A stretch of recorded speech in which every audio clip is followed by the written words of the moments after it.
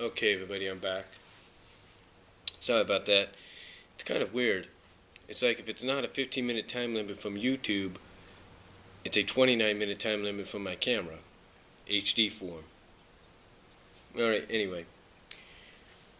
Like I was saying at the end, the next thing he talks about is, just some side stories, haunted of issue 231 and, and all that, so.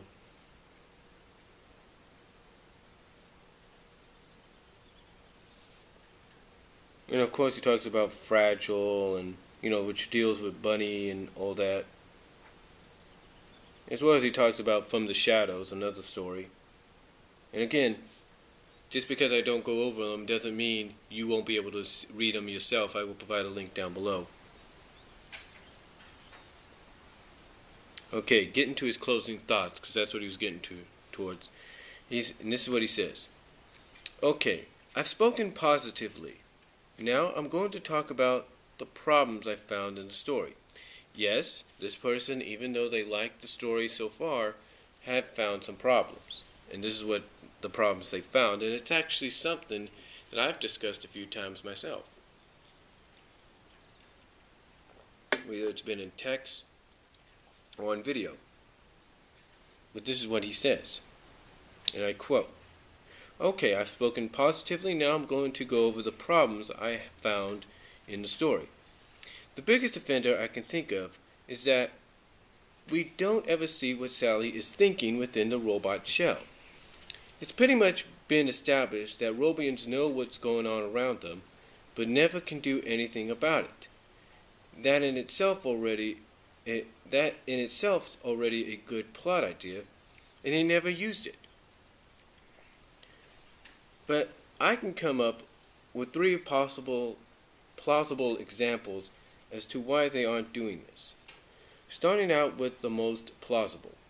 Ian plans to write a story about Sally's time as a Robian later on down the road. Why? Maybe just to get his bearings down on everything. Maybe because it would be kind of like an interruption of stuff that he wants to focus on.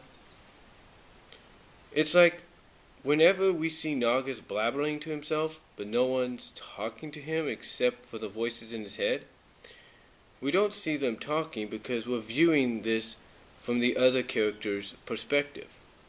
Same reason as to why we don't see Sally. Same reason as to why we don't see Sally say anything within her mind. We're seeing this from the other's perspective, not hers.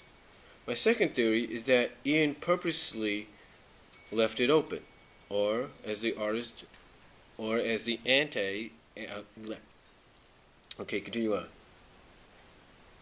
Where was I? Oh yeah. My second theory is that Ian purposely left it open, or as the antis would say, just forgot, for us fans to fill in the blanks.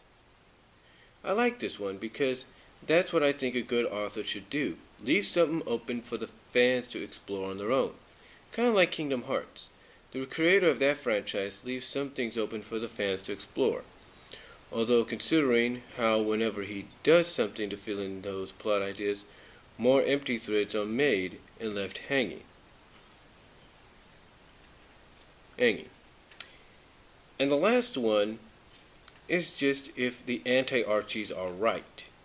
If Sally was lobotomized by Eggman. Now, I don't believe this happened.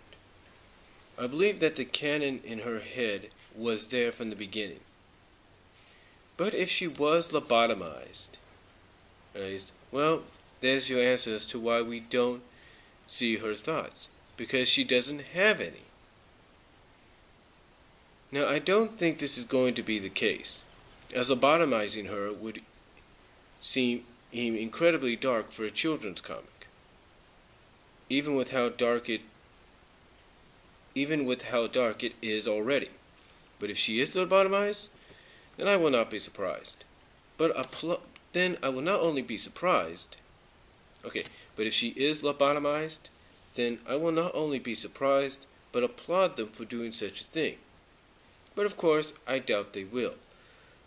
Another thing that I feel is that Mecha Sally wasn't used to her full potential. I'm not sure what her full potential would be, but I feel, she wasn't used to her fullest potential. Doesn't mean she wasn't used. She was used as Eggman's right-hand robot for the entire saga. Used against Sonic and company because of her relationship towards them all. She was their friend. And now they have to get past that and fight her in order to save her. Heck, Tails did that as explained above. Plus, Eggman wanted to use her to kill her own brother. Can you tell I really like that idea? I keep bringing it up for some reason.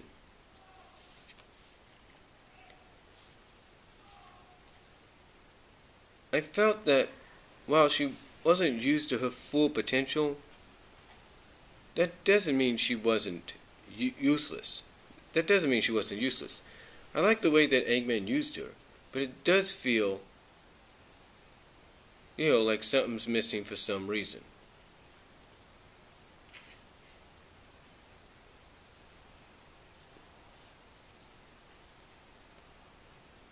Okay, the last one they talk about is filler.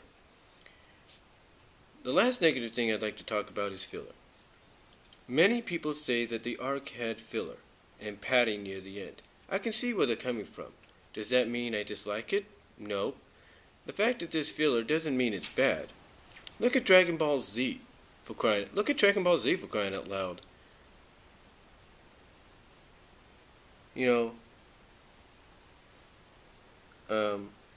That has the most filler that I can think of, and it still manages to be amazing.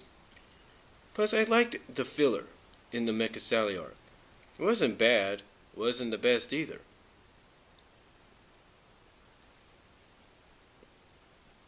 But it wasn't bad. I was bored out of my mind when reading those issues, so they were good enough in my opinion. Ultimately, I give this arc a 7, maybe 8 out of 10.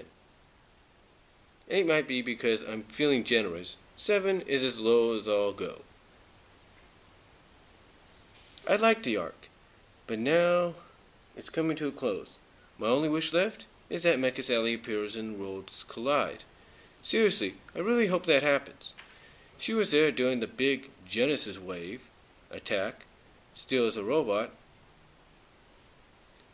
Eggman and Wily know what happened before, so he might have got on it so that Sally is still his minion, or maybe the wave ends early than expected, and Sonic and Mega Man team up to save both the worlds.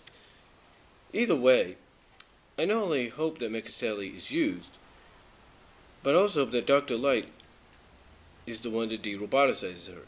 That just feels I also hope that Dr. Light is the one who de-robotizes her. That just feels like the perfect way to get her back,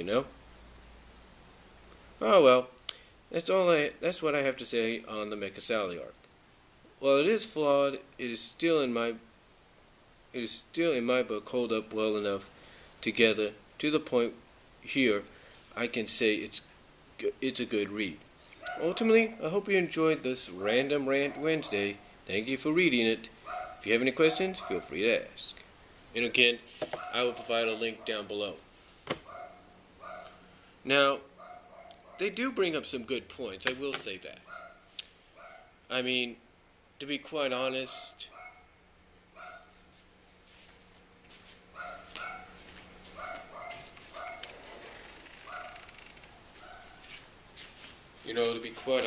it is kind of refreshing to see. I mean, I'll give him this. The way he does portray Eggman is kind of unique and different. I mean, let's face it, honestly, in the games, Eggman is evil. His one conquest and goal is to conquer the world, the universe, whatever. But he's always looked at as a comedy. He's also looked at as a comedic main villain, as a comedic villain. A genius, but mainly played for comedic reasons. And to me, he still has those comedic flaws here, or not flaws, but those comedic tendencies here.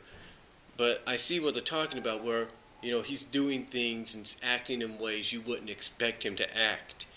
Like when Sally tells him, "Hey, if you roboticize the planet, you're going to blow up your Legionnaires, your Dark Age Legion." And the way he's act like, "So what? I don't care." It's cool. It's really cool to know about that. And I admit, this is kind of what Eggman should have been like in the beginning. This is almost kind of a taking a, and I know people might find this crazily ironic or kind of weird, but this is almost like taking a page out of how Penders, Bowlers, and whoever else portrayed Eggman when he first came on board, or after 75. I mean, there were times during their era that Eggman was written to the point that you almost saw him as a sadist. I mean, okay, he builds this big old like Sonic robot, or whatever it is, that Sally and Sonic have to pilot. Okay, so Sonic has to use his speed to pilot it, alright? So he uses it, and it looks like he's successful with it, but then as he tries to get his feet off of the pedals, he can't. And basically, Eggman then reveals that he plans to use Sonic to not only power that Mecha bot, but to use it to not only, like I say, not only use Sonic to power that Mecha bot, but use it to run Sonic to death. In other words, he plans to make Sonic run so much that he just keels over and dies. And then he does and then Triple Threat is another good example too. So again, I totally get where this person's coming from, and again, I'll provide a link down below so you guys can read it. So I do like that. I do like that acknowledgement. I do agree, even though I haven't read the issues yet, which I should eventually. I do like that. Now, there's another thing that they mentioned that I'm hoping probably down the line they do get to as well, and that is exploring Sally's reaction as a robot. Basically, because the way I look at it, and I've mentioned this in many videos like this and in audio videos as well, I always felt that we should have something to where it's like you see Sally in mind-wise sort of like in a cage, something like that, and she can't get out. She's just watching her mechanical self just do stuff she wouldn't do. She's like she's just chained up or something like that, and she can't break free. She's just witnessing all this and thinking, this is not me, this is why I would not do this. In fact,